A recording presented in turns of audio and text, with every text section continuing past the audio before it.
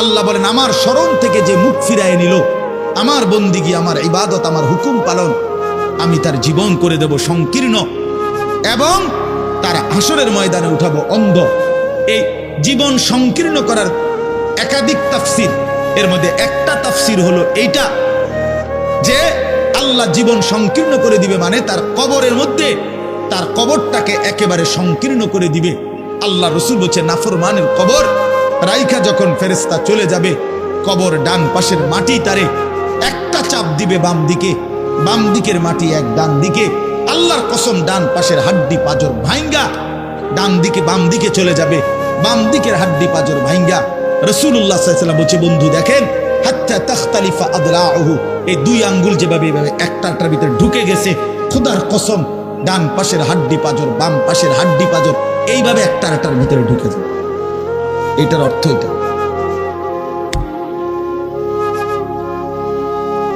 হ্যাঁ, রাসূলুল্লাহ সাল্লাল্লাহু আলাইহি সাল্লাম একদিন হযরত বারা ইবনে আযিব রাদিয়াল্লাহু তাআলা আনহু থেকে বর্ণিত, নবীজি একদিন এক সাহাবীর জানাজা পড়তে গেছেন।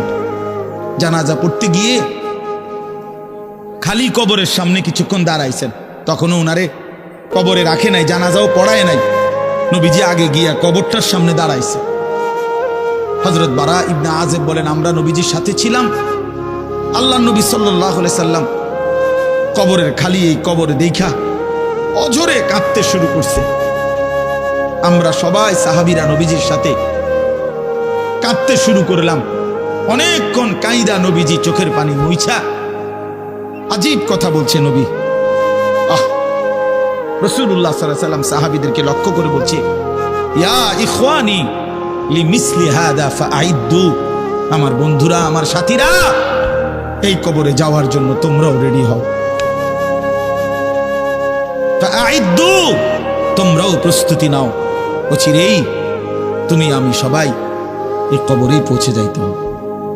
রাসূলুল্লাহ সাল্লাল্লাহু আলাইহি সাল্লাম বলছে, প্রিয় বন্ধু আমার, জওয়ান সাথী আমার, সামান্য এই কয়েকদিনের জওয়ানি নষ্ট না করা, নষ্ট না করা, কোনোভাবেই নষ্ট না করা। তো এই জন্য বললাম এই সূরা মুলক এটা আল্লাহ তাআলা অত্যন্ত ফজিলতপূর্ণ একটি সূরা। রাসূলুল্লাহ সাল্লাল্লাহু আলাইহি সাল্লাম বলছেন এটা কবরের আযাব থেকে রক্ষা করবে। এই সূরা নিয়মিত তাফসীরের মধ্যে আমি নিজে পড়ছি, তাফসীরে কুরতুবীতে আছে। আল্লাহ নবী সাল্লাল্লাহু আলাইহি সাল্লাম বলেন লাওয়াদিত্তু, নবীজি বলেন আমার দিলের আশা, আমার দিলের তামান্না, আমার উম্মতের প্রতিটা মুমিন তার কলিজার ভিতরে, তার জবানে এই সূরা মুলক থাকুক, সূরা মুলক থাকুক। অর্থাৎ রাসূলুল্লাহ সাল্লাল্লাহু আলাইহি সাল্লাম বলতেন আমার প্রতিটা মুমিন বান্দা উম্মত যেন এই সূরা মুলক তেলাওয়াত করে, যেন কবরের আযাব থেকে রক্ষা পায়। নবীজি 5 ওয়াক্ত নামাজের পরে, আল্লাহর কসম ভাই, এখানে অনেক ওলামায়ে কেরাম আছে, আপনি জিজ্ঞাসা করুন, নবীজি 5 ওয়াক্ত নামাজের পরে, সরদারে দু আলম নবীর তো কোনো গুনাহ নাই, তিনি নিষ্পাপ, তিনি তো জান্নাত উদ্বোধন করবেন। আনা আউয়ালু মান ইয়াকরাউ বাবাল জান্নাহ, নবী বলছে আমি সেই মুহাম্মদ যে প্রথম জান্নাতের দরজা আমি নাড়ব, জান্নাতের কড়া নাড়ব আমি মুহাম্মদ। ভিতর থেকে ফেরেশতা বলবে আপনি কে? আমি বলবো মুহাম্মদ। ফেরেশতা বলবে আনতাজিরু লাক, আমি তো আপনার অপেক্ষাই করছিলাম, আপনি আসবেন বলেই তো অপেক্ষায় ছিলাম, আপনি উদ্বোধন করে দিলেই তো বাকিরা ঢুকবে।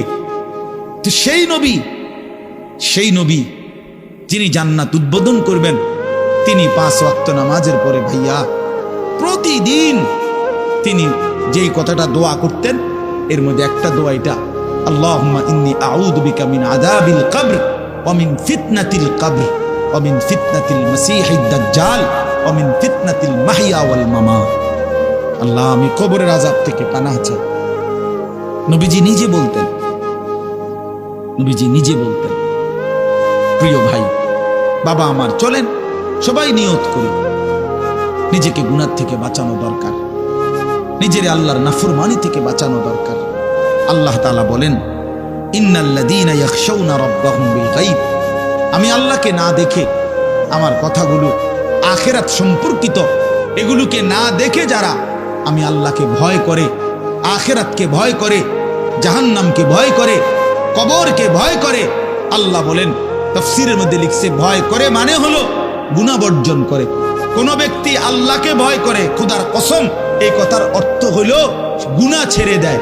যে গুনাহ ছেড়ে দেয় সে আল্লাহকে ভয় করে, যে আল্লাহকে ভয় করে সে গুনাহ ছেড়ে দেয়। কোন নাফরমান আল্লাহকে ভয় করে না, আল্লাহকে ভয় করলে গুনাহ করতে পারে না। বুঝেন নাই বাংলা কথাটা? এটা কাগজের এই পিঠ ও পিঠ, কাগজের এই পিঠ ওই পিঠ। এই পিঠে যদি লেখা আছে আল্লাহর ভয়, তো ওই পিঠে লেখা থাকবে গুনাহ বর্জন। যে গুনাহ ছেড়ে দেয় সে অটোমেটিকলি আল্লাহকে ভয় করে, যে আল্লাহকে ভয় করে সে গুনাহ বর্জন। এই জন্য তাকওয়ার অর্থ আল্লাহর ভয়, এটার প্রথম অর্থ হইল গুনাহ বর্জন। মান খাশিয়ার রহমান, আল্লাহকে ভয়, এটার প্রথম অর্থ গুনাহ বর্জন, গুনাহ বর্জন। আমার শায়েখ আল্লামা মুফতি মুশতাকুর নবী সাহেব সব সময় চিল্লায় মাহফিলে, অনেক সময় হাজারি করে বলে যে বাপ, গুনাহ আগুন, গুনাহ আগুন, গুনাহ আগুন। প্রতিটা গুনার পিঠে ওই পিঠে আগুন আছে। নারীর প্রতিটা বেপর্দা দৃশ্যের মধ্যে খোদার কসম আগুন জ্বলে। ওই সিনেমার নর্তকীর শরীরে আগুন জ্বলে, ওই নায়িকার শরীরে আগুন জ্বলে, মোবাইলের ওই অস্থির ছবির মধ্যে আগুন জ্বলে, মদের আড্ডায় আগুন জ্বলে, জুয়ার আড্ডায় আগুন জ্বলে, সুদের টাকায় আগুন জ্বলে, ঘুষের টাকায় আগুন জ্বলে, বেপর্দা নারীর শরীরে আগুন জ্বলে। ওইটা রূপ না, ওটা আগুন, ওটা জাহান্নাম, ওটা জাহান্নাম। আল্লাহ তাআলা বলেন, ইন্নাল্লাযীনা ইয়াখশাউনা রাব্বাহুম বিল গায়ব। আল্লাহ তাআলা বলেন, আমার যে বান্দারা আমার আখিরাত, আমার জাহান্নাম, আমার পরকাল, আমার কবর, এই কথাগুলোকে ভয় করে, আমি আল্লাহকে ভয় করে, না দেখে, না দেখে, আল্লাহ বলেন আমি ওয়াদা দিলাম, লাহুম মাগফিরাতুম ওয়া আজরুন কাবীর, আমি তাদের পেছনের সব গুনাহ মাফ করে দেব, আর আমার সবচেয়ে বড় পুরস্কার জান্নাত দিয়ে দেব। এখানে এটা এমন শব্দ না যে কিছু শব্দ তো আছে একটা শব্দের সাথে আরেকটা বলছে অর্থহীন, যেমন কলম টলম। তো এটা সবাই বুঝে যে টলমের কোনো অর্থ নাই। কাগজ টাগজ, তো কাগজের অর্থ নাই। কিন্তু শিক্ষা দীক্ষা এমন না, শিক্ষা শব্দের উল্টা না, এটা এমন না যে এটা শিক্ষার উল্টা কিছু না, এটা আলাদা শব্দ। শিক্ষা দীক্ষা, যেমন আমরা অনেক সময় বলি যে নামাজ রোজা, লোকটা নামাজ রোজায় ভালো, তো এর দ্বারা কি শুধু নামাজ আর নামাজের উল্টা শব্দ রোজা না, এটা একটা আলাদা কি আমল। নামাজ একটা ইবাদত, তো রোজা একটা ইবাদত। তো শিক্ষা এটা একটা বিষয়, দীক্ষা এটা একটা বিষয়। শিক্ষা তো তালিম, দীক্ষা এটা তরবিয়ত, আখলাক। আখলাক অর্থাৎ শব্দ মুখস্থ করা এটা যেমন জরুরি, জিন্দেগি গঠন করা এটাও সমান জরুরি, বরং তার চাইতে বেশি জরুরি।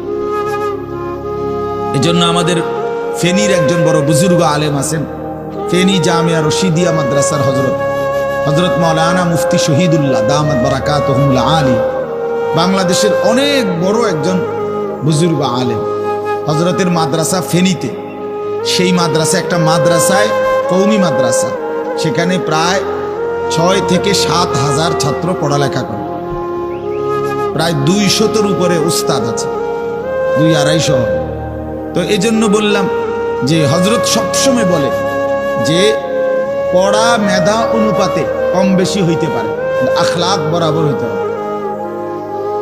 আখলাক, ছাত্র মেধাগত যোগ্যতার কারণে কেউ রুল নাম্বার 1, কেউ রুল নাম্বার 10, কিন্তু আদব আখলাক বরাবর বরাবর হওয়া চাই। আমরা এটা খুব খেয়াল করি না। আজকে সবাই মনে করে বাচ্চার পড়ালেখা হচ্ছে, ঠিক আছে, পড়তেছে, যাইতেছে, আসতেছে, ছেলেটা পড়তেছে, রেজাল্ট আসছে, কিন্তু আখলাক কোথায়? যে ছেলেটা কখনোই প্রস্রাব করে টয়লেট পেপার ব্যবহার করে না, দাঁড়িয়ে বসে প্রস্রাব করার ক্ষেত্রে কোনো পার্থক্য করে না, তো তার আখলাক, তার জীবন গঠন হইল শব্দ না মুখস্থ হইল? শব্দ না মুখস্থ হইল? যে ছেলেটা তার মোবাইলের মধ্যে রাত দিন নাচ গান ছবি জিনা ব্যভিচারের দৃশ্য, অথবা শুধু শুধু অনর্থক মোবাইলটা টিপলো। তো পড়া তো মুখস্থ করলো, কিন্তু আখলাক কই হইল? আখলাক কই হইল? 3 বছরের বাচ্চার হাতে মোবাইল দিয়ে দিছে, 2 বছরের বাচ্চার হাতে অভিভাবক মোবাইল দিয়ে দিছে।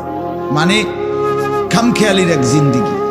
এক সন্তান গঠন কিভাবে করতে হয় মুসলমান তাও জানেন, তাও জানেন। বাচ্চাকে টেলিভিশনের হাতে তুলে দিছে, টেলিভিশন দেখে দেখে শেখো। বাচ্চাতে সমবয়সীদের হাতে তুলে দিছে, যে সমবয়সী বন্ধুদের সাথে আড্ডা দিতে দিতে যা শেখো শেখো। এটা কখনোই কি না, নিয়ম না। রাসূলুল্লাহ সাল্লাল্লাহু আলাইহি ওয়াসাল্লাম বলছেন, কুল্লু মাউলুদিন ইউলাদু আলাল ফিতরা, প্রত্যেকটি মানব সন্তান আল্লাহকে মানার শতভাগ যোগ্যতা নিয়ে পৃথিবীতে ভূমিষ্ঠ। কোরআন শরীফে আল্লাহ তাআলা বলছেন, ফিতরাতাল্লাহিল্লাতী ফাতারান নাসা আলাইহা, কোরআনের আয়াত। আল্লাহ তাআলা বলেন, দিন মানার পুরা যোগ্যতা দিয়েই আমি আল্লাহ মানুষকে সৃষ্টি করেছি। আল্লাহ তাআলা এমন একটি হুকুম করে নাই, এমন একটা বিষয় নিষেধ করে নাই যা পালন করার যোগ্যতা কিংবা বর্জন করার যোগ্যতা আল্লাহর বান্দার শরীরের মধ্যে নাই, এমন কোনো বিধান নেই। আমার মধ্যে রুকু করার যোগ্যতাই নাই, অথচ আমারে রুকু করতে বলছে, অথচ আমার কোমর বাঁকা হয় না, বিষয়টা এমন না। আমি সেজদাই দিতে পারি না, আমার হাঁটুও বাঁকা হয় না, কনুইও বাঁকা হয় না, কোমরও বাঁকা হয় না, অথচ আল্লাহ আমারে বললেন সেজদা দিতে। বিষয়টা কি এমন? কথা বুঝছেননি আমার কথাটা? আমারে বানাইলেন তাল গাছ, আমারে বলতেছেন সেজদা দিতে। এইটা বললে না জুলুম হইতো? এটা বললে না জুলুম হইতো? কিন্তু আল্লাহ তাআলা যতগুলো হুকুম করেছেন, যতগুলো নিষেধ করেছেন, প্রতিটা হুকুম পালন করা, প্রতিটা নিষেধ বর্জন করার 100 যোগ্যতা আল্লাহ তাআলা বান্দার শরীরের মধ্যে দিয়েছে। কোরআনুল কারীমের মধ্যে আছে, আল্লাহ তাআলা বলেন, বান্দা আমি তোমাকে বানিয়েছি নাবতালিহি, পরীক্ষা করার জন্য, আর পরীক্ষায় উত্তীর্ণ করার উপযোগী। ফাজআলনাহু সামিআন বাসীরা, আমি আল্লাহই তোমাকে শুনবার জন্য কান দিয়েছি, দেখবার জন্য চোখ দিয়েছি। তাফসীরের মধ্যে লিখছে, অর্থ হইল আমাকে মানবার পুরা যোগ্যতা সম্পূর্ণ শরীর দিয়েছি। ওযু, গোসল, নামাজ, রোজা, হালাল হারাম, পাক নাফাক সবকিছু বান্দা পালন করতে পারবে এমন যোগ্যতা দিয়ে তারে মানুষ বানাইছে। মানুষ হইবার পরে, মুসলমান হওয়ার পরে কেউ যদি বলে আল্লাহর এই হুকুম পালন করা আমার পক্ষে সম্ভব না, তাহলে এটা হইতে পারে তুমি ছাগল, মানুষ না। তুমি গরু ছাগল ছাড়া আর কিছু না, তুমি মূলত হাইওয়ান। ইনসান হইলে পারতা, তুমি যদি মানুষ হইতা তো ঠিকই পারতা, তুমি যদি মানুষ হইতা তো পারতা। মূলত তুমি নিজের মানুষ এই পরিচয় ভুলে গেছো। তো এই জন্য বাপ আল্লাহ নবী সাল্লাল্লাহু আলাইহি সাল্লাম বলেন, ফাআবাওয়াহু ইউহাব্বিদানিহি আও ইউনাসসিরানিহি আও ইউমাজ্জিসানিহি, মা বাপ সন্তানকে ইহুদি বানিয়ে দেয়, অথবা খ্রিস্টান বানিয়ে দেয়, অথবা অগ্নি পূজক বানিয়ে দেয়। সরাসরি হাদিস, বাবা মা নষ্ট করে দেয় সন্তান। রাসূলুল্লাহ সাল্লাল্লাহু আলাইহি সাল্লাম বলছে, বাবা মা 3 বছরের বাচ্চাটা ছোট্টবেলা থেকেই ঘরে টেলিভিশন দেখে, রঙিন সিনেমা দেখে, নাটক সিনেমা দেখে, তারে এটা শিখাইবার ক্ষেত্রে কে ব্যবস্থা করে দিল? তার মা বাপ। এ তো 3 বছরের বাচ্চা বাজার থেকে কিনে আনে নাই, টেলিভিশনে এত বড় এটা তো বাচ্চাটা আনে নাই, এটা তো তার অভিভাবক আছে। এই 3 বছরের বাচ্চাটারে কার্টুন দেখার জন্য, গেমস খেলার জন্য এত বড় মোবাইলটা, এটা তো তার বাবাই দিছে, অথবা তার মা, তার দুলা ভাই, তার বড় ভাই, তার চাচা, এমন কেউ একজন তার হাতে তুলে দিছে। এজন্য আমি সবসময় বলি, যেই মা বাপ অভিভাবক সন্তানের, অপ্রাপ্ত বয়স্ক সন্তানের হাতে এই বড় মোবাইলগুলো তুলে দেয়, এই মা বাবার চাইতে বড় জালেম আর কেউ নেই। ওরা নিজ হাতে সন্তানকে গলা টিপে হত্যা করে ফেল, ধ্বংস করে দিল, বরবাদ করে দিল, বরবাদ করে দিস। অসংখ্য অভিভাবক আমাদেরকেও তো বলে, বাচ্চা হুজুর খায় না, ঘুমায় না, বাচ্চা মোবাইল না দেখতে না দিলে খায়ও না, ঘুমায়ও না, কান্দে, শুধু কান্দে কান্দে। তার এই বদ অভ্যাস কে বানায়? আর দ্বিতীয় কথা হইলো, কান্দলে কি হয়েছে?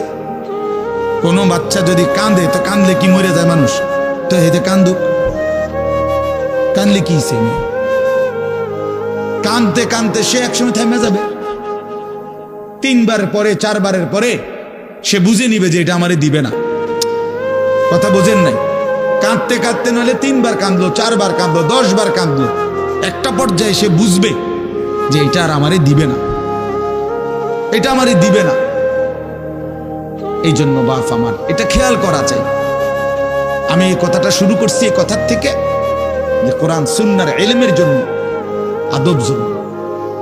এক তো আপনি শুনলেন প্রতি সপ্তাহে জুমার বয়ান হয়, ইমাম সাহেব কইতে পারবো, ইমাম সাহেব কি কয়, আমনে আমনের মতো, হুজুর হুজুরের মতো না। এই শুধু এতটুকুর জন্য আসা যাওয়া, আল্লাহর কথা শোনা, যে কি শুনলাম কিছুই বুঝলাম না, নিজের জন্য কিছুই গ্রহণ করলাম না, এটা ইনসাফ না। আল্লাহর কোরআন জিন্দেগি বদলাবার জন্য, আমাদের জীবনের পরিবর্তনের জন্য আসছে, পরিবর্তনের জন্য। কোরআনুল কারীমের প্রতি অক্ষর নূর, কোরআনুল কারীমের প্রতি অক্ষর হুদান হেদায়েত, কোরআনুল কারীমের প্রতি অক্ষর মাউইজা উপদেশ, কোরআনুল কারীমের প্রতি অক্ষর বুশরা সুসংবাদ, কোরআনুল কারীমের প্রতি অক্ষর বাসায়ের অন্তর্দৃষ্টি সম্পন্ন জ্ঞান, কোরআনুল কারীমের প্রতি অক্ষর আহসানাল হাদিস সর্বশ্রেষ্ঠ কথা, কোরআনুল কারীমের প্রতি শব্দ মুতাশাবিহান সাদৃশ্যপূর্ণ, কোরআনুল কারীমের প্রতি শব্দ মাসানি বারবার তেলাওয়াতকৃত পাঠকৃত। কোরআনুল কারীমের অসংখ্য বৈশিষ্ট্য আল্লাহ তাআলা কোরআনে উল্লেখ করেছে। মা ফাররাতনা ফিল কিতাবে মিন শাই, আল্লাহ বলেন একটা বিষয়ের আলোচনা আমি বাদ দেই নাই কোরআনের মধ্যে।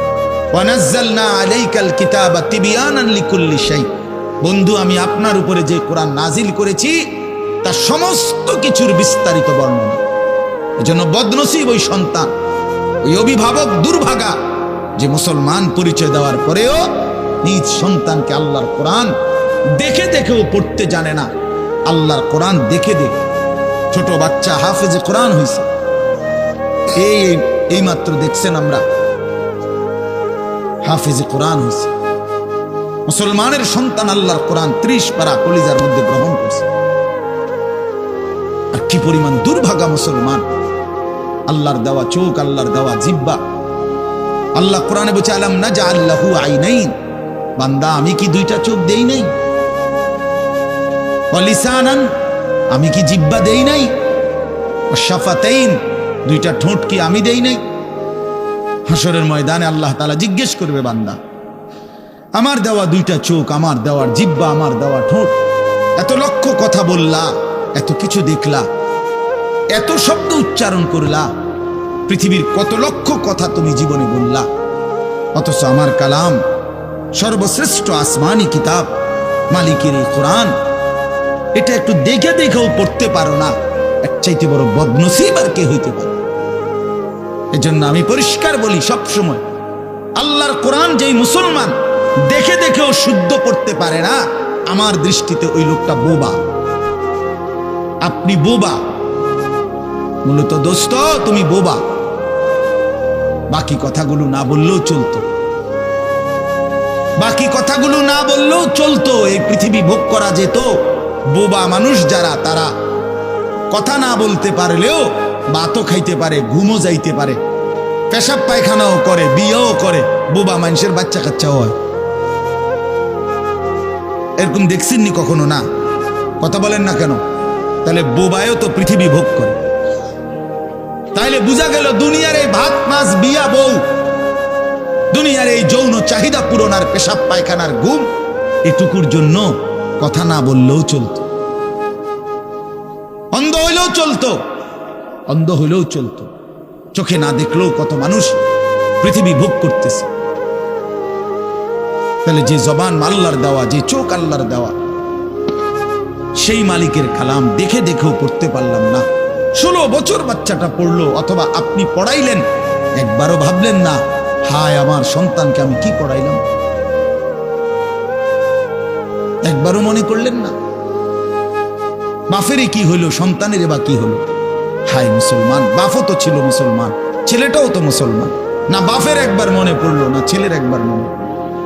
না মায়ের একবার মনে পড়লো, না ছেলেটার একবার মনে পড়লো যে আমার মালিকের কোরআন পড়তে পারি না। দরকারি বেদরকারি মিলাইয়া পৃথিবীর বাকি সমস্ত পড়ালেখার মধ্যে প্রয়োজনীয় অপ্রয়োজনীয় কথার মিশ্রণ। কিছু কথা দরকারি আছে, কিছু কথা বেদরকারি আছে।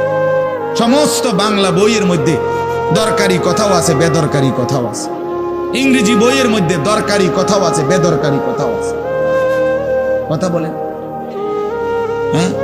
রোদ হচ্ছে, বৃষ্টি হচ্ছে, খেকশিয়ালের বিয়ে হচ্ছে, এটা কোনো দরকারি কথা হলো? এটা কিছু শিখার কিছু? এটা হাট্টিমা টিম টিম তারা মাঠে পারে ডিম, এটা কি? এটা কোনো শিখার কিছু? আগডুম বাগডুম ঘোড়াডুম সাজে। আগডুম কি বাগডুম কি? তার বাপের 14 গোষ্ঠী কইতে পারবো নি আগডুম কি? যে লিখছে এটা অনর্থক কথা। Two little black birds sitting on a wall, one called Peter, one called Paul. দুইটা কাউয়া একটা ওয়ালের মধ্যে বসছে। একটা কাউয়ার নাম হলো পিটার, আর একটা কাউয়ার নাম হলো পল। এই হলো কবিতার অর্থ। এটা কি শিখছে ছেলেটা? এখানে কি শিখা? কাউয়া ওয়ালে বসলেই কি, টিনের সালে বসলে কি? কাউয়া তো কাউয়া। কাউয়া লইয়া আমার দরকার কি? কাউয়া কই বইছে, এটা আমার বাচ্চা শিখতে হইব। আমি কি কাউয়ার বাচ্চা?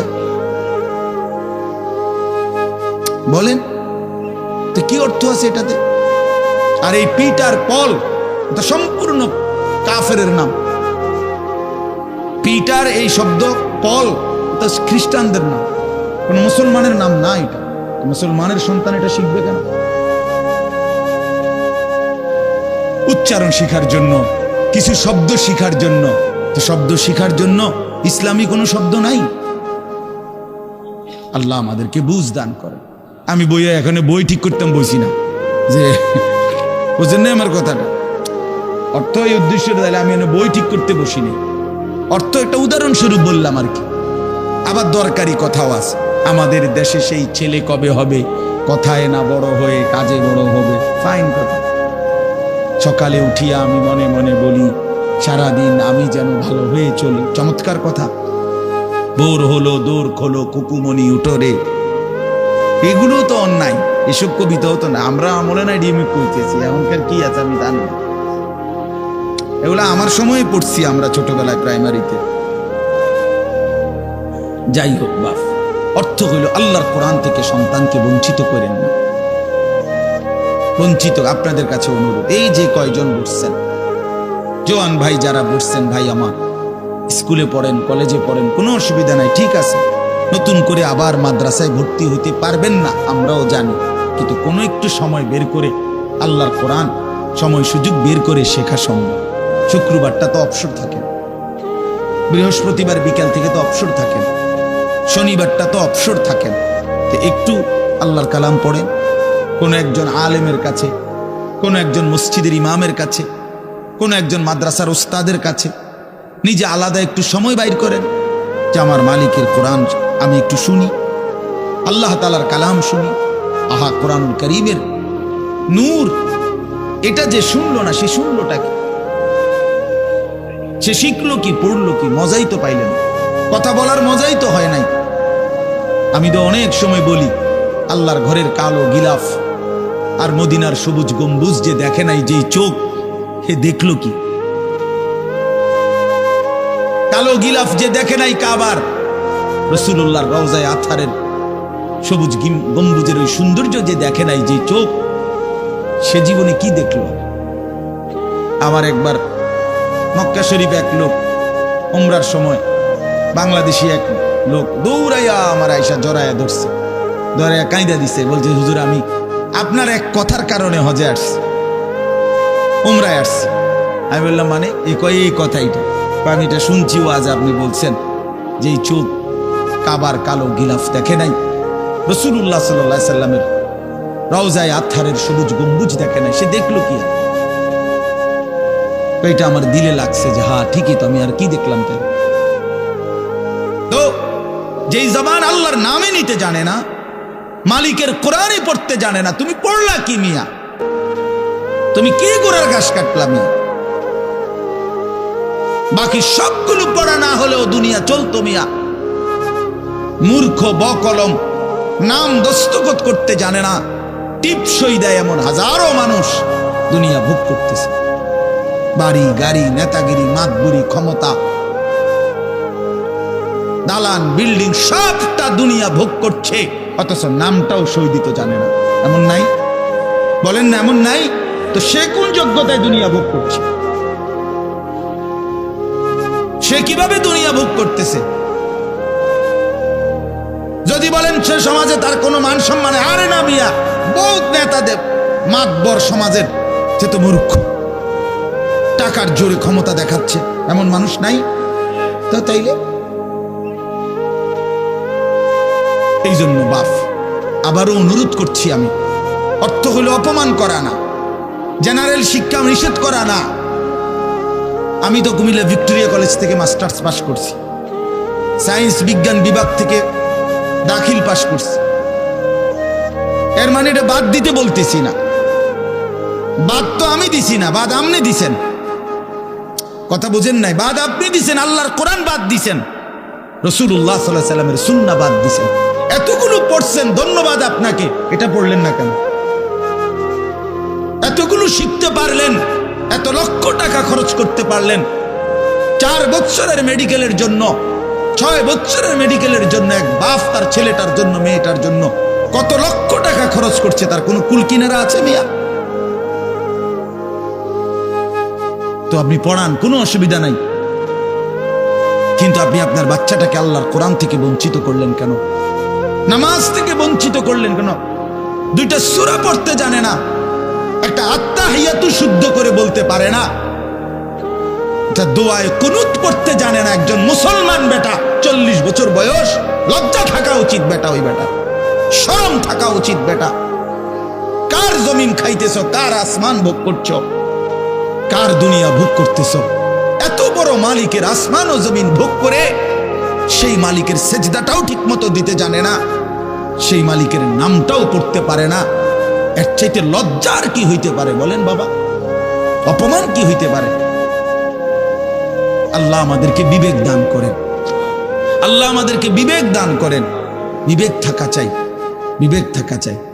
কোরআনুল কারীমের মধ্যে আছে, আল্লাহ তাআলা বলছে, একটা সাংঘাতিক কথা আছে কোরআন শরীফে, ফাবিআইয়ি হাদিসিন বা'দাহু ইউমিনুন। আমার দিল নড়ে কোরআনের এই আয়াত শুনলে, কলিজা শুদ্ধা কাইপা ওঠে। আল্লাহ তাআলা কোরআনে বলছে, এই 29 পারার মধ্যেই আছে, সূরা মুরসালাতের মধ্যে আল্লাহ তাআলা বলে, বান্দা 23 বছরে আমি আমার রাসূলের কাছে এই সর্বশ্রেষ্ঠ কিতাব নাজিল করলাম, আমার সবচেয়ে শ্রেষ্ঠতম কথাগুলো আমি তোমাদের জন্য দিলাম। বান্দা, এর চাইতে আর দামি কোন কথা বললে তোমরা আমার কথা মানতা? বুঝেন নাই? ফাবিআইয়ি হাদিস, ফাবিআইয়ি হাদিস। আল্লাহ বলছে, বান্দা এরপরে আর কি বললে, এর চাইতে দামি কথা আর কোনটা বললে, আর কোন কিতাব নাজিল করলে, আর কেমনে বললে? ফাবিআইয়ি হাদিসিন বা'দাহু ইউমিনুন। আর কিভাবে বললে বান্দা ঈমান আনতা, বিশ্বাস করতা? আকিমুস সালাহ, আকিমুস সালাহ 80 বারের চাইতে বেশি বলছি আমার কোরআনে, আর কতবার বললে আমারে সিজদা দিতা? ইত্তাকুল্লাহ, ইত্তাকুল্লাহ বারবার বলেছি, আল্লাহকে ভয় করো, আর কতবার বললে বান্দা আমারে ভয় করতা? কতবার বলছি? আল্লাহ বলবেন। রাসূলুল্লাহ সাল্লাল্লাহু আলাইহি সাল্লাম বাপ আমার, বন্ধু আমার, নওজোয়ান সাথী আমার, মনে রাখবেন, বিশ্বাস করেন, রাসূলুল্লাহ সাল্লাল্লাহু আলাইহি সাল্লাম হাসরের ময়দানে অসংখ্য উম্মতকে জিজ্ঞেস করবে। এই আমল নামা যখন দেখবে, প্রত্যেকটা উম্মত তার নিজ নিজ আমল নামা, রাসূলুল্লাহ সাল্লাল্লাহু আলাইহি সাল্লাম দেখবেন। এই আমল নামা দেখে নবী জিজ্ঞেস করবে, উম্মত 23টা বছর একটানা আমি কেঁদেছি, উম্মত 23 বছর তোদের জন্য আমি কেঁদেছিলাম। এমনও রাত গেছে, সারা রাত উম্মতের জন্য আমি কেঁদেছি, সারা রাত দোয়া করছি উম্মতের জন্য। তায়েফের পাথরের আঘাতে পিঠ চালনির মতো ছিদ্র বানায় ফেলছি। পেটের কষ্টে, ক্ষুধার কষ্টে দিনের চাইতে বেশি পেটে 2টা পাথর বাইদা ক্ষুধার কষ্ট হজম করছি। উহুদের দান শহীদ করা রক্তে আমি বেহুশ হয়ে আমি পড়েছিলাম।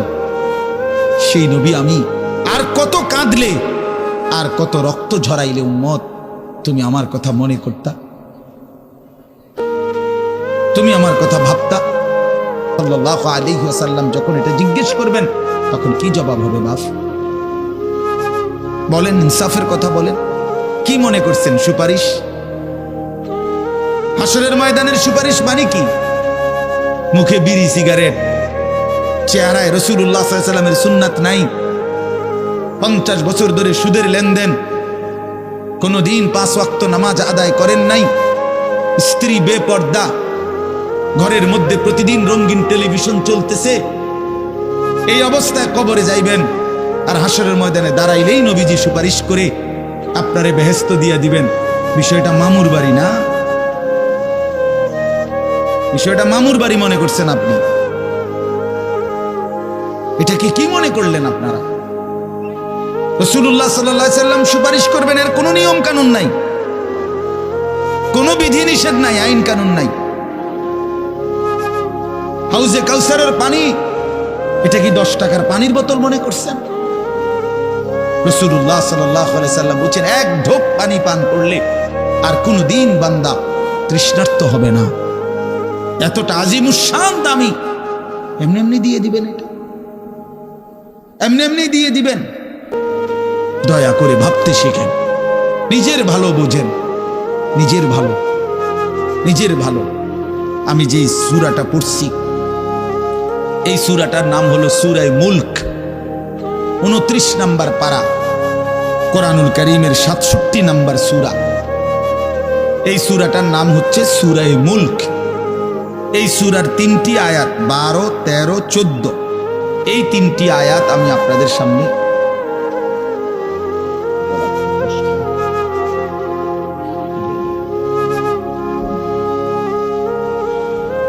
এই 3টি আয়াত আমি তেলাওয়াত করছি। এই আর অল্প একটু সময়ের মধ্যে আমি আপনাদের সামনে এই 3টা আয়াতকে সামনে রেখে কয়েকটা আর কথা বলতে চাই। প্রথম কথা, আপনারা রাগ হইয়েন না আমার, আমি আপনাদেরই অঞ্চলের মানুষ, এখন আপনারাও আমার, আমিও আপনাদের। আল্লাহর কোরআন শিখেন। আমার কথা হলে আমি বলি না যে সবাই সব জেনারেল পড়া বন্ধ করে দেন, অর্থ হলে আপনি একটু সময় বাইর করেন। কথা, যারা চাকরি করেন, ব্যবসা করেন, বুড়া মানুষেরও অনেক বয়স্ক লোক কইলে না আর কইয়া লাভ নাই, এই বয়সও না নাই, বিড়ি খাই না বয়স আছে। হ্যাঁ মাশাআল্লাহ, বিড়ি খাইতে কইলে চা দোয়ানে গপ মারুন না, বয়স ঠিকই রয়েছে অন। হ্যাঁ, এখনো টেলিভিশন 3 ঘন্টা চাইতে কইলে মাশাআল্লাহ কাকুর শরীরে বল আছে। মানুষের বেডির নাচ দেখবো, এতে কোনো লজ্জা শরম নাই। দুনিয়া ভোগ করতে বললে, ভাত খাইছে মাত্র, এখন যদি বলেন আবার আপেল খাবেন নি, হদ পেঁয়াজু খাবেন নি, চা দোকানে গেছে আর আবার খাবে। দুনিয়া পুরাটা ভোগ করবে। 90 বছরেও দুনিয়া ফুরায় না, 90 বছরেও আখেরাত মনে পড়ে না। আফসোসের ব্যাপার মিয়া। আল্লাহ বলছে কোরআনে, আলাম ইয়ানি লিল্লাযীনা আমানু আন তাখশা কুলুবুহুম লিযিকরিল্লাহ। এই আমার ইমানদার বান্দা, আমায় আল্লাহর ভয়ে, আমার স্মরণের জন্য, আমার বন্দেগীর জন্য তোমার দিলটা নরম হওয়ার সময় আজও কি হয়নি বান্দা? 365 দিনে খোদার একটা বছরে যে কোনো দিন ফজরের নামাজ পড়লা না যুবক, তোমারে যেন আল্লাহ ডেকে বলে, হায় বান্দা, তাহলে কি আর কোনো দিন নামাজ পড়বা না? 30 বছর ধরে যে কোনো দিন সুদের লেনদেন ছাড়লেন না, হারাম রোজগার করেই গেলেন, আল্লাহ তাআলা যেন ডেকে বলে, বান্দা, তাহলে এই নাফরমানি কি আর কোনোদিন ছাড়বা না বান্দা?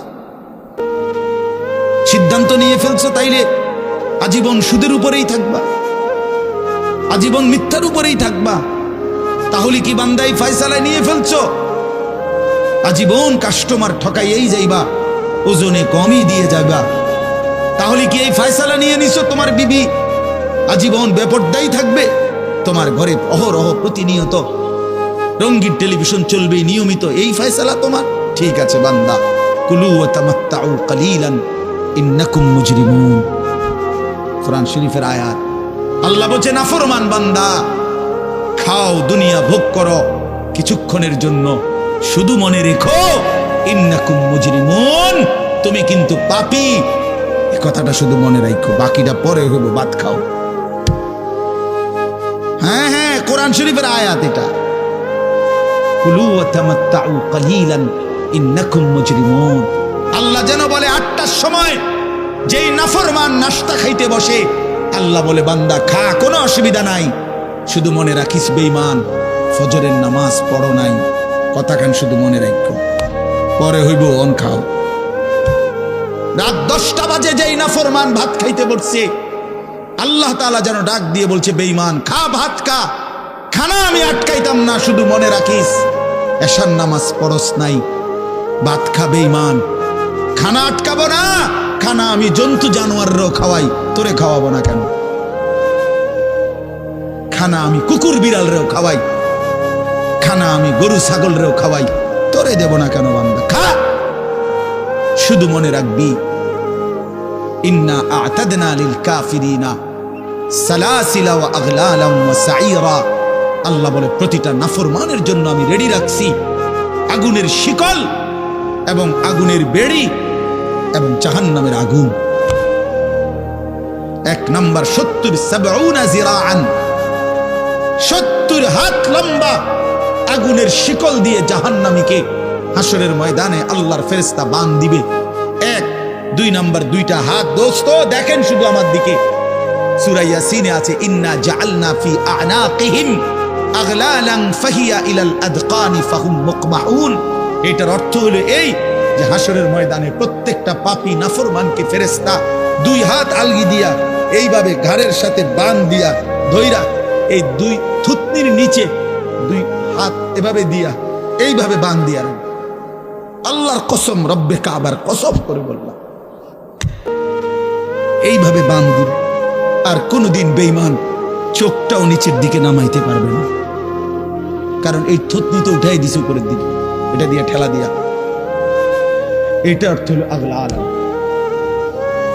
এই আয়াতের সূরা ইয়াসিনের এই আয়াতের অর্থ এটাই, ইন্না জাআলনা ফি আ'নাকিহিম আগলালান। আল্লাহ বলছে বান্দা আমি দেখাবো। আল্লাহ ডাক দিয়ে বলে ভাই আমারও তোমারও, জওয়ানকেও বুড়োকেও। আল্লাহ বলে বান্দা কি মনে করছো আমি রহমান না? ঠিক আছে, তুমি কি এটা শোনো নাই আমি যে কাহ্হার? তুমি তো শুনছো আমি রাহিম, তুমি কি শোনো নাই আমি জব্বার? আমি যুনতিকাম, আমি প্রতিশোধ গ্রহণকারী, আমি সারিউল হিসাব, দ্রুত হিসাবকারী, আমি জব্বার, আমি প্রবল প্রতাপান্বিত, কাহ্হার, আমি মুতাকাব্বির, আমি বারি। তুমি জানো না? আমার একটা নাম শুনলা, আমার দয়ার নামটা শুনলা, আমি যে শাস্তি দেব সেটা শোনো নাই? কি ভাইয়া, কোরআনুল কারীমের মধ্যে জান্নাতের বর্ণনা যেমন আছে, জাহান্নামের বর্ণনা নাই? কথা বলেন না কেন? তো সেগুলো কার জন্য? সেগুলো কার জন্য? মা সালাকাকুম ফি সাকার ক্বালু লাম নাকু মিনাল মুসাল্লিন। একবারে সোজা বাংলা দেখেন, জাহান্নামী জাহান্নামে চিৎকার করবে, জাহান্নামের ফেরেশতা ডাক দিয়ে বলবে বেঈমান জাহান্নামে কেন আসলি? ক্বালু লাম নাকু মিনাল মুসাল্লিন। নাফরমান বলবে বন্ধু ফেরেশতা ভাই আমি দুনিয়াতে নামাজি ছিলাম না। কি ছিলাম না? সরাসরি কোরআনের আয়াত। আল্লাহ বলেন ওয়াইলুন ইয়াউমাইদিল লিল মুকাদ্দিবিন। সমস্ত মিথ্যাবাদী নাফরমান পাপীদের জন্য সেদিন জাহান্নাম। যদি বলেন কেমন নাফরমান মাওলা? আল্লাহ বলেন ওয়া ইদা কিলা লাহুমুরকাউ লা ইয়ারকাউন। দুনিয়ায় এই নাফরমানকে যতবার বলা হয়েছিল রুকু করতে, সেজদা করতে, নামাজ পড়তে, বেঈমান নামাজ পড়ে নাই, এজন্য জাহান্নাম।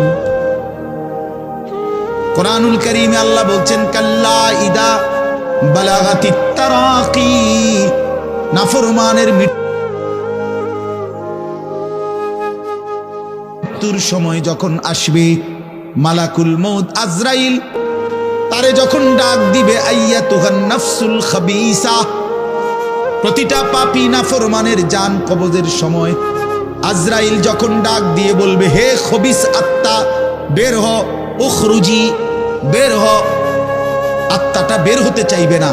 আল্লাহর নবী বলেন কসম বাবা, নবীজি বলে মালাকুল মউত আজরাইল খপ করে ধইরা কলজা থেকে রুহুটা একটা টান দিয়া ছিঁড়া ফেলবে, একটা টান দিয়া ছিঁড়া ফেলবে। এরপরে রুহুটা কণ্ঠনালীর কাছে এসে আটকায় যাবে। কাল্লা ইদা বালাগাতিত তারাকি, তারাকি মানে কণ্ঠনালী। ফালাউলা ইদা বালাগাতিল হুলকুম ওয়া আনতুম হিনা ইদিন তানজুরুন, এটার অর্থ এটাই।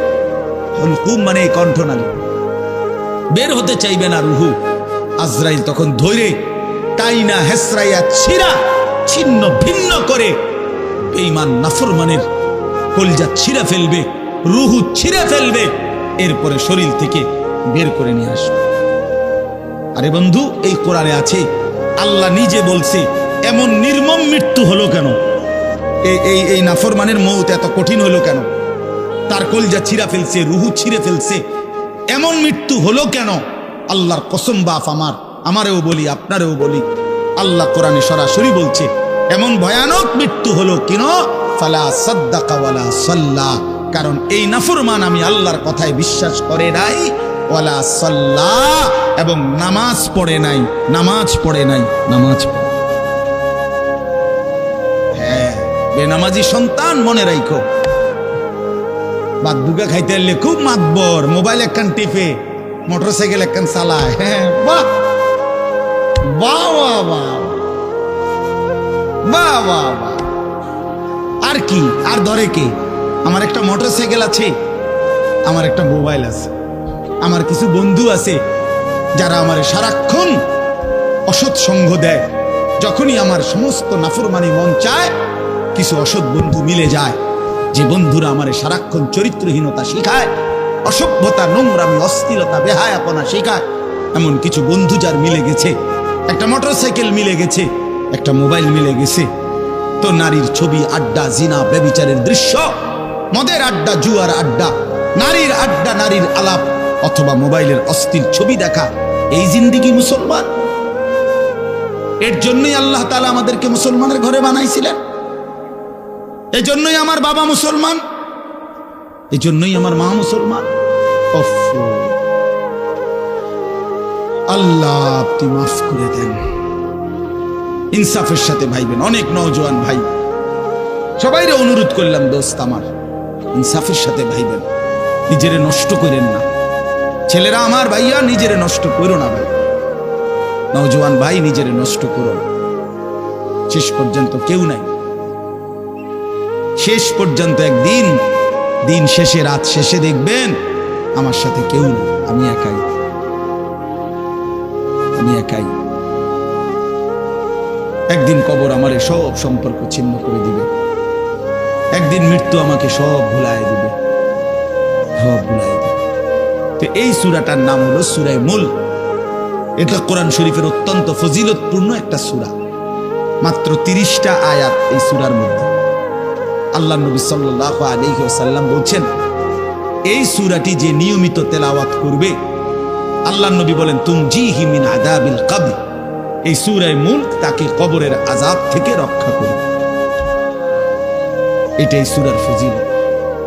যেন আলহামদুলিল্লাহ উলামায়ে কেরাম, আমাদের মাদ্রাসাগুলোর তালিবে ইলম এবং আল্লাহওয়ালা বুজুর্গানে দ্বীন সব সময় রাত্রিবেলা ঘুমের আগে আগেই এই সূরা মুলক তেলাওয়াত করে।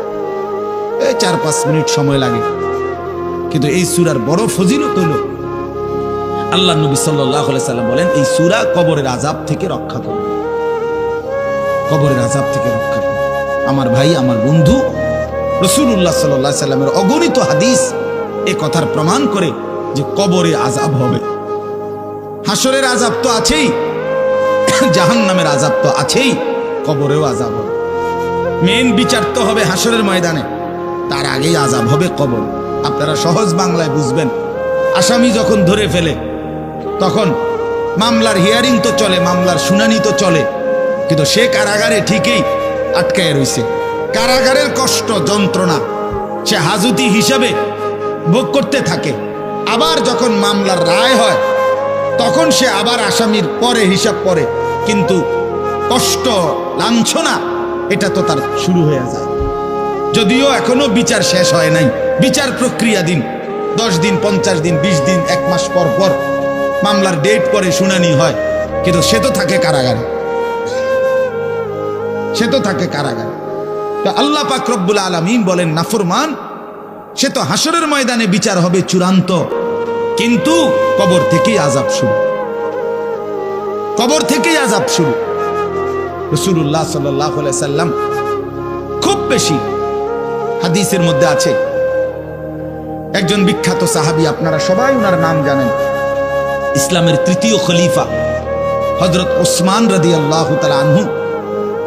কিতাবের মধ্যে আছে, আমরা নিজে আত-তাযকিরা, আমার কাছে কিতাব আছে আরবি, ইমাম কুরতুবী রাহমাতুল্লাহ লিখিত কিতাব, ওখানে আছে হযরত ওসমান রাদিয়াল্লাহু তাআলা আনহু যখন কোনো কবরের সামনে দাঁড়াইতেন তো প্রচন্ড কাঁদতেন, ভীষণ কাঁদতেন, হাত্তা ইয়াবুল্লা লিহিয়াতাহু, কাঁদতে কাঁদতে উনার দাড়ি ভিজে যেত।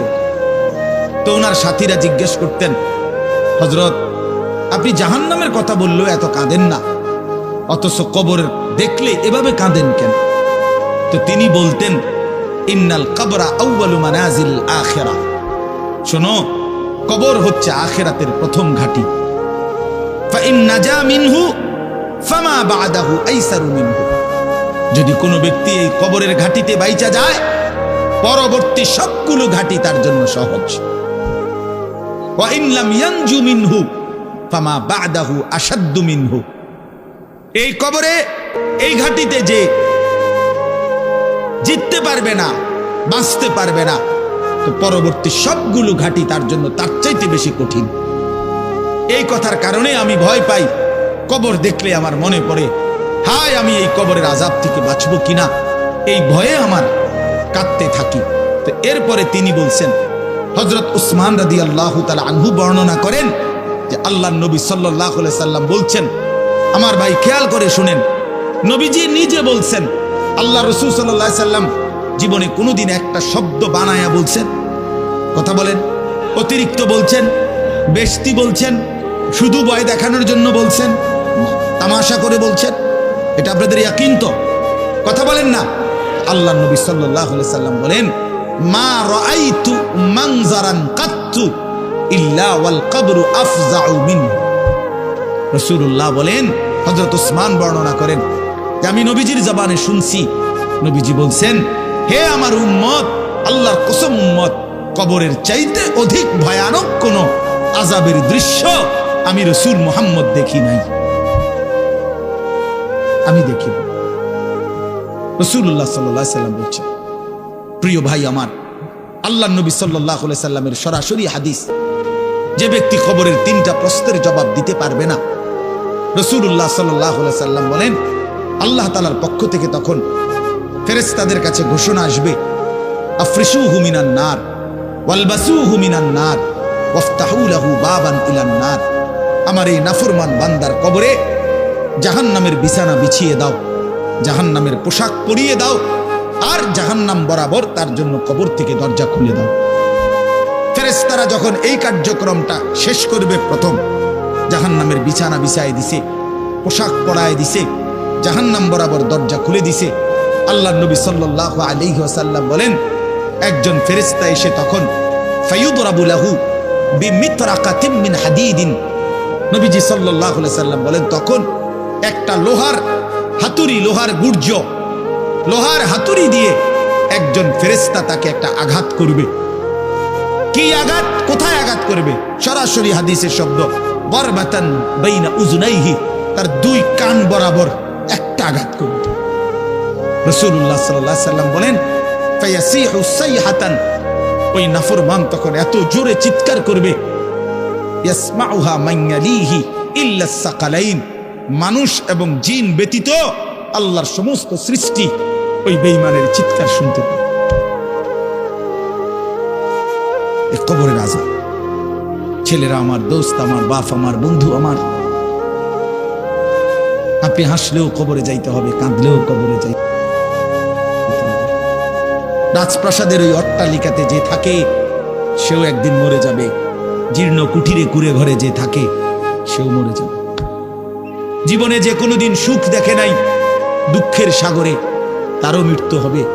জীবনে যে কোনোদিন দুঃখ দেখে নাই, সুখের সাগরে ভাসছিল, তারও মৃত্যু হবে, সেও মরে যাবে। কবর নিশ্চিত, কবর নিশ্চিত। আমিন ওয়ারাইহিম বারযাখুন ইলা ইয়াউমি ইউবআসুন। আল্লাহ তাআলা মৃত ব্যক্তিকে বলবে, বান্দা, কোরআন শরীফের আয়াত, এখন থেকে নিয়ে ইসরাফিলের ফুঁতে হাসরের ময়দানে উঠানো পর্যন্ত বারযাখ মানে কবরের জীবনে পড়ে থাকো। ভেবে দেখেন, ভেবে দেখেন, শুধু 1 মিনিট। আমিও ভাবি, আপনিও ভাবেন। হাদিসের মধ্যে আছে, মা বাইনান নাফখাতাইন 40। ইসরাফিল প্রথম ফু দিলে জমিনের সবকিছু মাটির নিচে চলে যাবে। দ্বিতীয় ফু দিলে মাটির নিচ থেকে আবার সবাই উঠে হাসরের ময়দানে দাঁড়াবে। তো নবীজি সাল্লাল্লাহু আলাইহি সাল্লাম বলছে, এই 2 ফুঁয়ের মাঝখানে ব্যবধান হবে 40। তো মুহাদ্দিসিনে কেরাম, ওলামায়ে কেরাম বলেন, কেউ কেউ এই 2 ফুঁয়ের মাঝখানে ব্যবধান হতে পারে 40,000 বছর।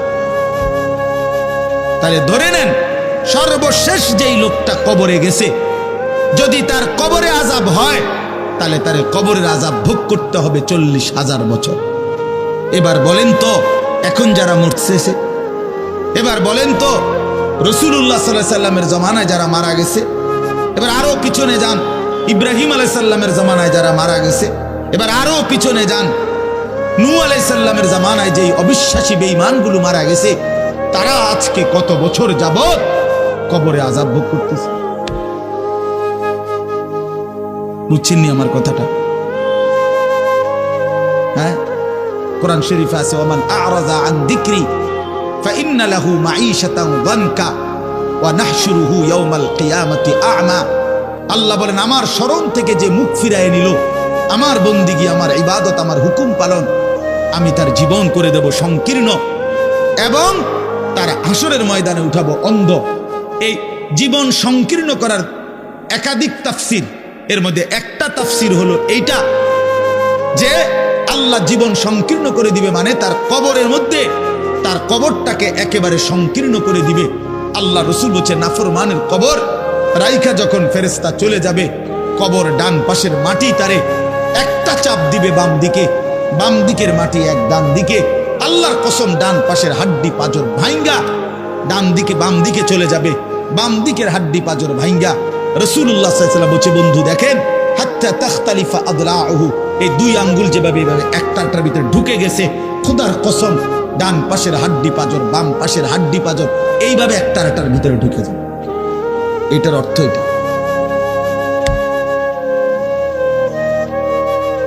হ্যাঁ, রাসূলুল্লাহ সাল্লাল্লাহু আলাইহি সাল্লাম একদিন হযরত বারা ইবনে আযিব রাদিয়াল্লাহু তাআলা আনহু থেকে বর্ণিত, নবীজি একদিন এক সাহাবীর জানাজা পড়তে গেছেন। জানাজা পড়তে গিয়ে খালি কবরের সামনে কিছুক্ষণ দাঁড়াইছেন। তখনও ওনারে কবরে রাখে নাই, জানাজাও পড়ায় নাই। নবীজি আগে গিয়া কবরটার সামনে দাঁড়াইছে। হযরত বারা ইবনে আযিব বলেন, আমরা নবীজির সাথে ছিলাম। আল্লাহর নবী সাল্লাল্লাহু আলাইহি সাল্লাম কবরের খালি এই কবর দেখা অঝরে কাঁদতে শুরু করছে। আমরা সবাই সাহাবীরা নবীজির সাথে কাঁদতে শুরু করলাম। অনেকক্ষণ কাইদা নবীজি চোখের পানি মুইছা আজীব কথা বলছে নবী। রাসূলুল্লাহ সাল্লাল্লাহু আলাইহি সাল্লাম সাহাবীদেরকে লক্ষ্য করে বলছে, ইয়া ইখওয়ানি লিমিসলি হাদা ফাআইদ্দু, আমার বন্ধুরা, আমার সাথীরা, এই কবরে যাওয়ার জন্য তোমরাও রেডি হও। ফাআইদ্দু, তোমরাও প্রস্তুতি নাও। অচিরেই তুমি আমি সবাই এই কবরেই পৌঁছে যাইতে হবে।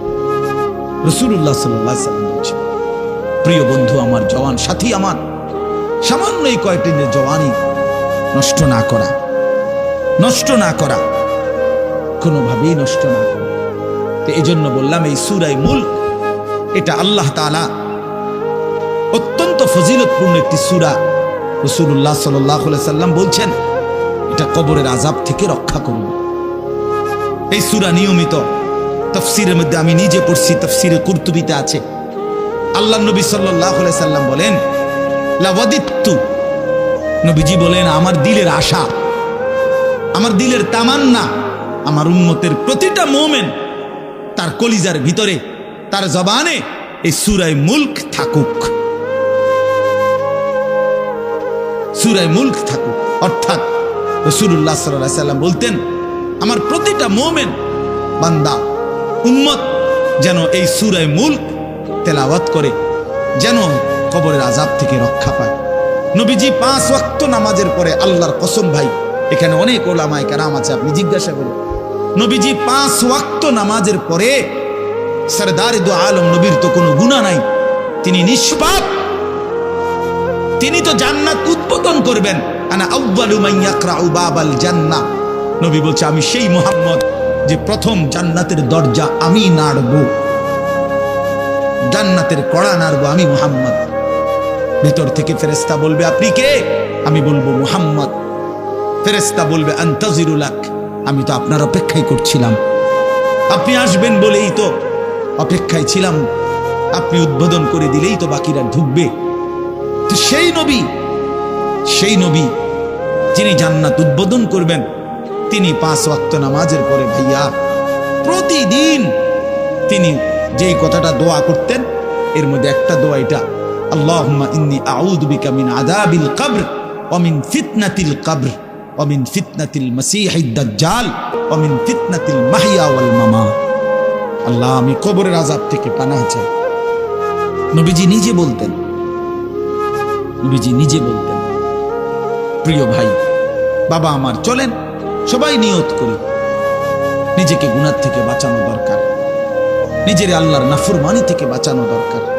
আল্লাহ তাআলা বলেন ইন্নাল্লাযীনা ইয়াখশাউনা রাব্বাহুম বিল গায়ব, আমি আল্লাহকে না দেখে, আমার কথাগুলো আখিরাত সম্পর্কিত, এগুলোকে না দেখে যারা আমি আল্লাহকে ভয় করে, আখিরাতকে ভয় করে, জাহান্নামকে ভয় করে, কবরকে ভয় করে, আল্লাহ বলেন তাফসীরের মধ্যে লিখছে ভয় করে মানে হলো গুনাহ বর্জন করে। কোন ব্যক্তি আল্লাহকে ভয় করে, খোদার কসম এই কথার অর্থ হলো গুনাহ ছেড়ে দেয়। যে গুনাহ ছেড়ে দেয় সে আল্লাহকে ভয় করে, যে আল্লাহকে ভয় করে সে গুনাহ ছেড়ে দেয়। কোন নাফরমান আল্লাহকে ভয় করে না, আল্লাহকে ভয় করলে গুনাহ করতে পারে না। বুঝেন নাই বাংলা কথাটা? এটা কাগজের এই পিঠ ও পিঠ, কাগজের এই পিঠ ওই পিঠ, এই পিঠে যদি লেখা আছে আল্লাহর ভয়, তো ওই পিঠে লেখা থাকবে গুনাহ বর্জন। যে গুনাহ ছেড়ে দেয় সে অটোমেটিকলি আল্লাহকে ভয় করে, যে আল্লাহকে ভয় করে সে গুনাহ বর্জন করে। এজন্য তাকওয়ার অর্থ আল্লাহর ভয়, এটার প্রথম অর্থ হলো গুনাহ বর্জন। মান খাশিয়ার রহমান, আল্লাহকে ভয়, এটার প্রথম অর্থ গুনাহ বর্জন, গুনাহ বর্জন। আমার শায়েখ আল্লামা মুফতি মুশতাকুন নবী সাহেব সব সময় চিল্লায় মাহফিলে, অনেক সময় হাজারি করে বলে যে বাপ গুনাহ আগুন, গুনাহ আগুন, গুনাহ আগুন। প্রতিটা গুনার পিঠে, ওই পিঠে আগুন আছে। নারীর প্রতিটা বেপর্দা দৃশ্যের মধ্যে খোদার কসম আগুন জ্বলে। ওই সিনেমার নর্তকীর শরীরে আগুন জ্বলে, ওই নায়িকার শরীরে আগুন জ্বলে, মোবাইলের ওই অস্থির ছবির মধ্যে আগুন জ্বলে, মদের আড্ডায় আগুন জ্বলে, জুয়ার আড্ডায় আগুন জ্বলে, সুদের টাকায় আগুন জ্বলে, ঘুষের টাকায় আগুন জ্বলে, বেপর্দা নারীর শরীরে আগুন জ্বলে। ওইটা রূপ না, ওইটা আগুন, ওইটা জাহান্নাম, ওইটা জাহান্নাম। আল্লাহ তাআলা বলেন ইন্নাল্লাযীনা ইয়াখশাউনা রাব্বাহুম বিল গায়ব, আল্লাহ তাআলা বলেন আমার যে বান্দারা আমার আখিরাত, আমার জাহান্নাম, আমার পরকাল, আমার কবর, এই কথাগুলোকে ভয় করে, আমি আল্লাহকে ভয় করে, না দেখে আল্লাহ বলেন আমি ওয়াদা দিলাম লাহুম মাগফিরাতুম ওয়া আজরুন কাবীর, আমি তাদের পেছনের সব গুনাহ মাফ করে দেব, আর আমার সবচেয়ে বড় পুরস্কার জান্নাত দিয়ে দেব। এরপরে আল্লাহ বলেন ওয়া আসিররু কাওলাকুম আবিজহারু বিহি ইন্নাহু আলিমুম বিযাতিস সুদূর। মানুষের তিনটা অবস্থা কথার ক্ষেত্রে, মানুষ তার অভিব্যক্তির ক্ষেত্রে তিনটা অবস্থা হয়। মানুষ কখনো জোরে কথা বলে, মানুষ কখনো আস্তে কথা বলে গোপনে, আর কখনো মানুষ অন্তরে জল্পনা কল্পনা করে, ঠিক না?